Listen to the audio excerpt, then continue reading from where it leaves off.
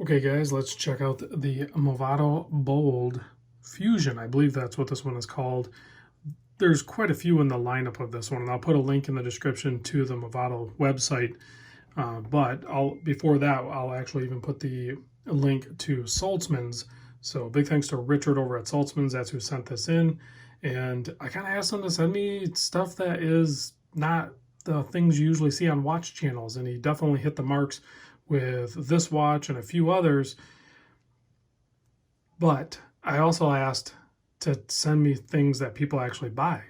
So this brand is a brand we've all have ran across in malls across the United States or throughout the world, I'm sure, where guys go in or the spouse goes in and they pick up a nice dress watch for themselves or for a gift or whatever. And this brand is often picked because they have quite the lineup and they have a very clean, tasteful dress look to them. They're usually, the ones that I've seen are usually like almost unreadable, really. There's really not much on the dial and everything. This one has a date and has indices. And you have a seconds hand. Some of them don't even have a seconds hand. So this one is called the, there's the part number. I don't know. I'll put it in the description, like I said. Price tag on it is, I think retail is $5.95. I don't think anyone's paying $5.95 or retail for the Movados.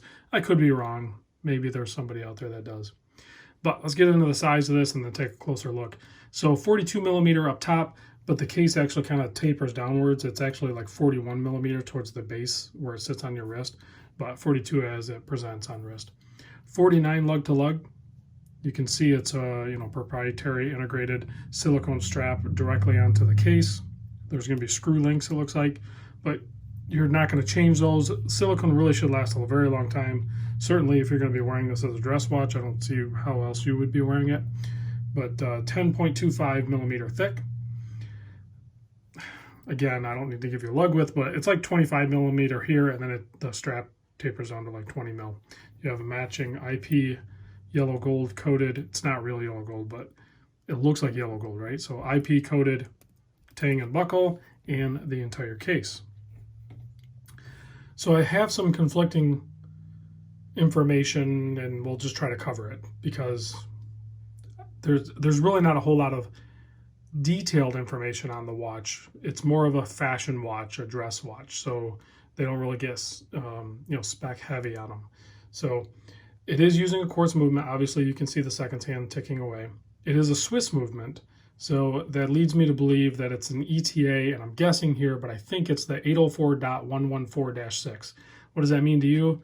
Well, probably nothing, but other than it is an actual Swiss quartz movement.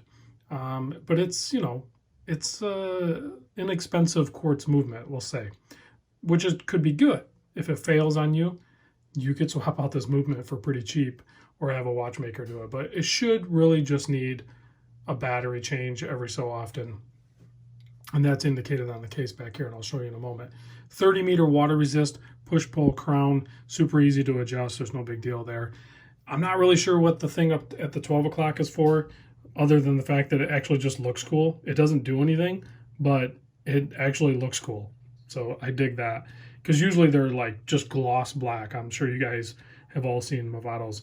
The other thing I'm not 100% sure on, I read one description somewhere that said that this bezel is actually ceramic. I don't know. I'm not going to test it because I don't want to buy this watch. Not that I wouldn't mind wearing this watch, but I would like to wear it and not have to buy it. But if you are looking at these, then let me know if it scratches up. So there's a screw down case back, the Movado Bold logo, Swiss movement, stainless steel case, all that stuff, water resist. It just says water resistant.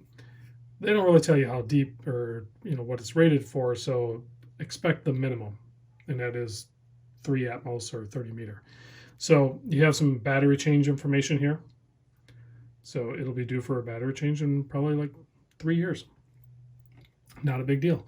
So excellent finishing on it. I just need to wipe it down. It's brushed on the top, polished on the side. These things are going to be smudge magnets for sure. The handset is also kind of gold, and then they have a black stripe down them. There's going to be no lume on this. I don't think there's a Movado. Maybe there's some Movados out there with lume on them, but they're not known for it, for sure. I like that they color match the date wheel. That would look horrible if they would have did a white date wheel, so I'm glad they did that. But it is clean. And it's kind of practical, really. Because, like I said, most of them you can't even read the time. Some of them don't have seconds hand. They definitely don't have dates. This one, I can tell the time on it, and I can have the date. So I could wear this every day. If you were in an office setting or something, it would be totally fine. It'd be practical. So here it is on my 7¼ inch wrist. Coming into summer, I'm going to tan up. I usually tan up pretty good. I work outside.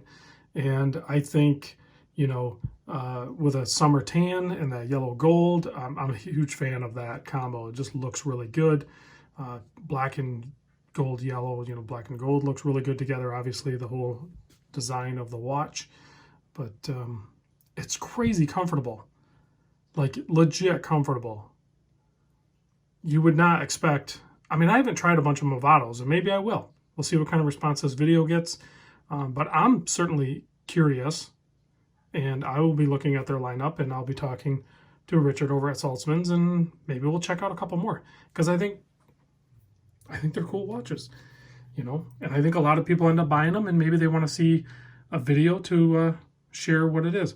The crystal is not a sapphire, but it's not a mineral. They call it a K1 mineral, which I guess is kind of like in between mineral and sapphire. So it should be scratch resistant, good enough, and then it'll definitely be shatter resistant. So thanks for watching, guys, and I'll catch you on the next vid.